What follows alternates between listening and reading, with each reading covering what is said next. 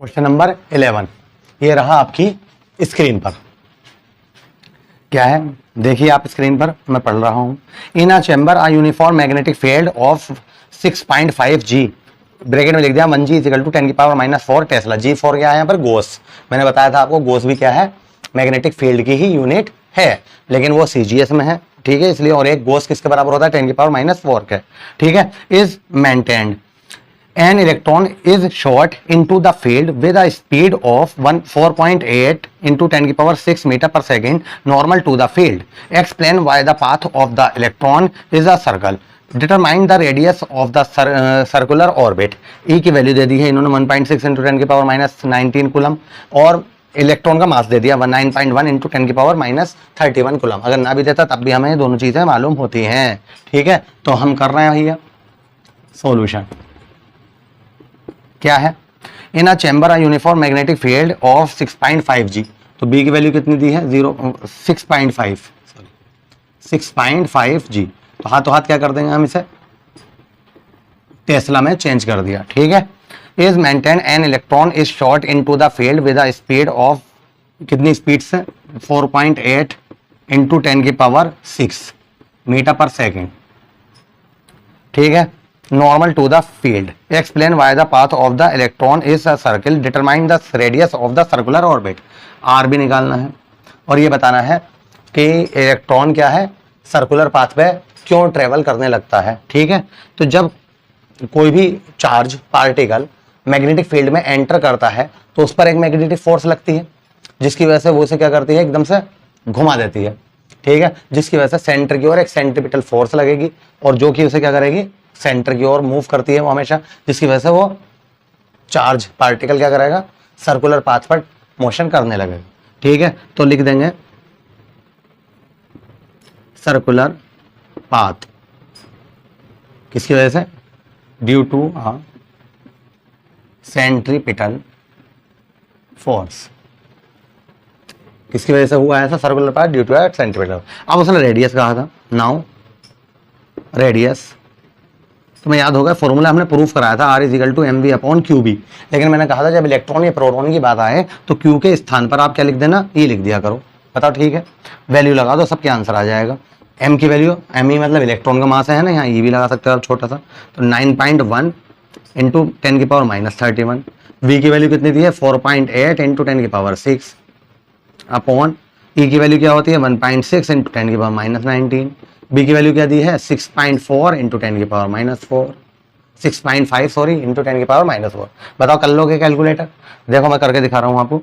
Point से point cut गया, 16 3 48, clear? देखो कितना आराम से कट रहा है। पॉइंट से पॉइंट कट गया, ठीक है, 13 5 65, 13 7 91। बताओ सही है? कितना आराम से कट रहा है, देख रहे हो आप? 3 की 7 से मल्टीप्लाई कर दो, 7 3 21, कितना आ गया? 21। अब आओ पहले पावर को सॉल्व करते हैं। माइनस की 19 माइनस की 4, तो माइनस के कितने हो गए? 13, वो सॉरी 23, माइनस का 23 ऊपर जाएगा, प्लस का 23, प्लस का 23 और 6 प्लस का 29, और ये माइनस का 31, तो माइनस का कितना बचा? 21, वो सॉरी कितना हो गया था? प्लस का 29, प्लस का 29 माइनस का, तो माइनस का कितना बचा? 2, अपॉन में क्या चल रहा है हमारा? 5। यहां तक बताओ बात समझ में आ गई या नहीं? ठीक है, आप चाहो तो इसे ऐसे डिवाइड कर सकते हो, 5 4 20, पॉइंट लगा के 0 लगा लिया 1 के आगे, तो 5 2 ठीक है 10, 4.2 इंटू 10⁻⁻2 मीटर। आप यहां भी छोड़ सकते हैं, अगर आपकी बुक में सेंटीमीटर में दिया हो तो आप ऐसे भी लिख सकते हैं, R is equal to 4.2 sorry centimetre. यही हमारा क्या हो गया? आंसर। यहाँ भी छोड़ सकते हो बोर्ड के एग्जाम में। यहाँ ये बताओ समझ में आई बात या नहीं? ठीक है, तो आप नोट कीजिए प्लीज जल्दी से, फिर नेक्स्ट देखेंगे। कर लिया? गुड। डस्टर से अच्छा साफ नहीं हो रहा, इसलिए मैं कपड़े से कर रहा हूँ, ठीक है? कोई परेशानी तो है आप लोगों को?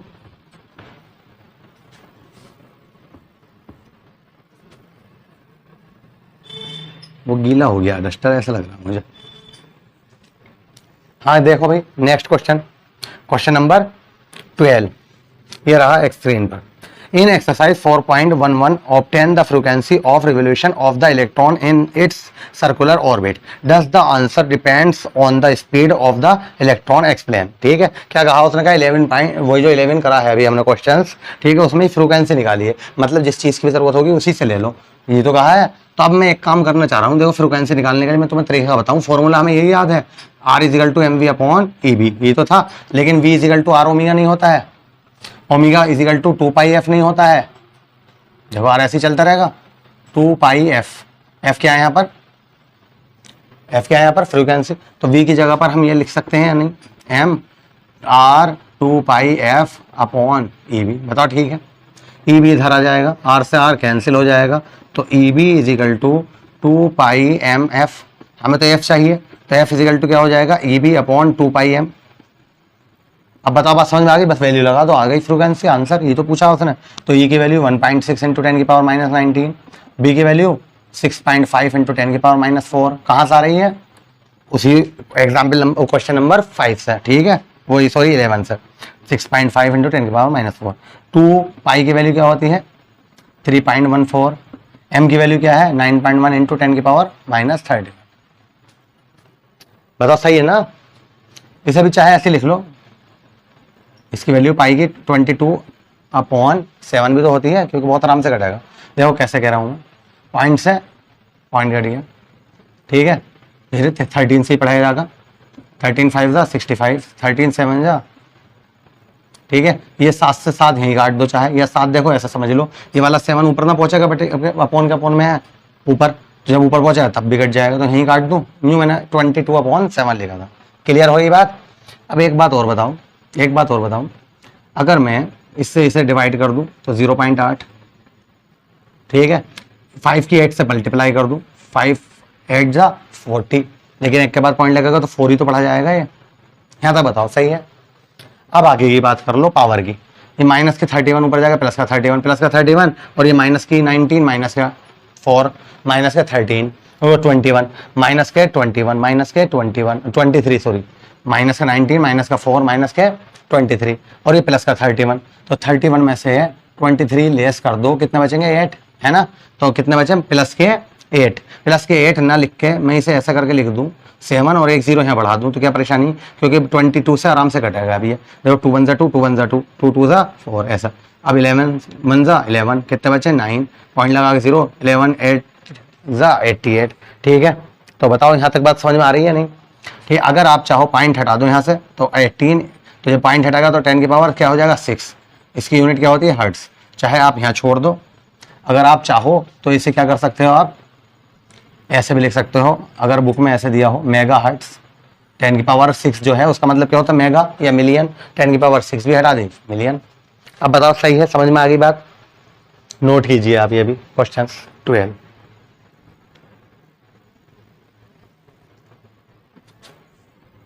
कर लिया? बहुत बढ़िया।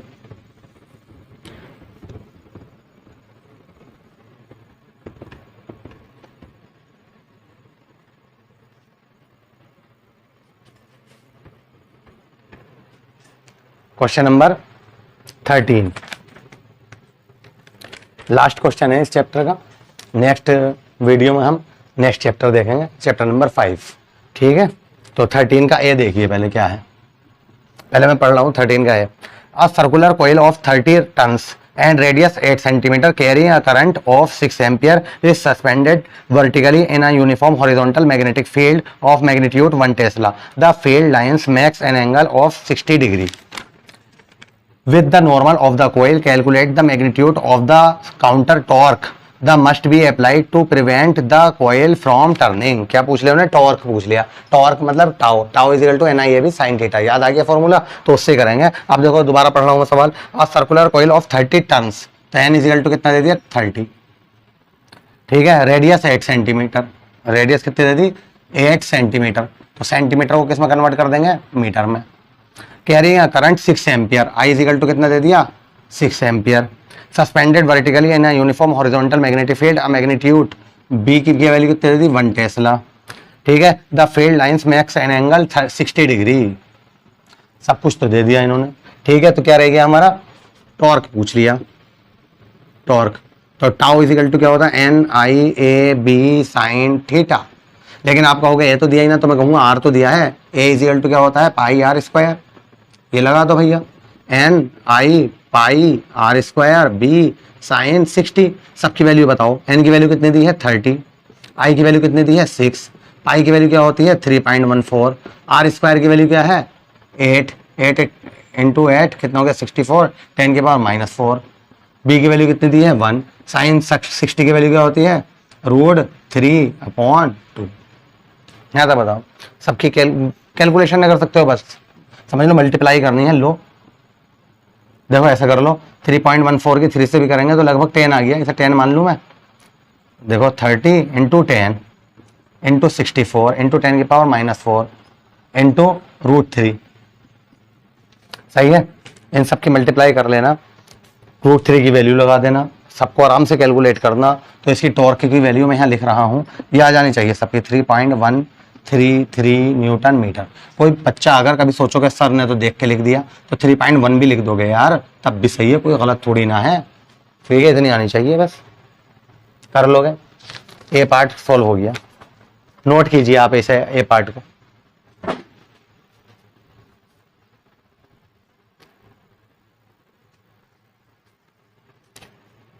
कर लिया ए पार्ट।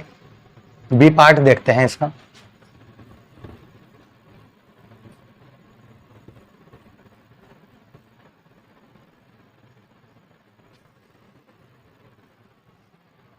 क्या है बी पार्ट, ये रहा स्क्रीन पर।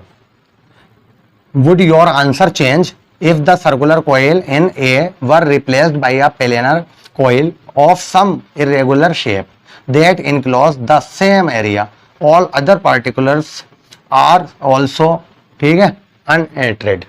मतलब क्या हुआ कि क्या तुम्हारा आंसर चेंज हो जाएगा यदि हम उसे उसकी शेप को चेंज कर दें? तो मैं आपको बता दूं नहीं। क्यों नहीं होगा? क्योंकि torque do not depend on the shape of the body. ठीक है, ये मैं लिख रहा हूं, torque do not depend on the shape of the body, कह दो coil कह दो, ठीक है। It's depends on the area। किस पे डिपेंड करती है? ये तो एरिया पे डिपेंड करती है भाई।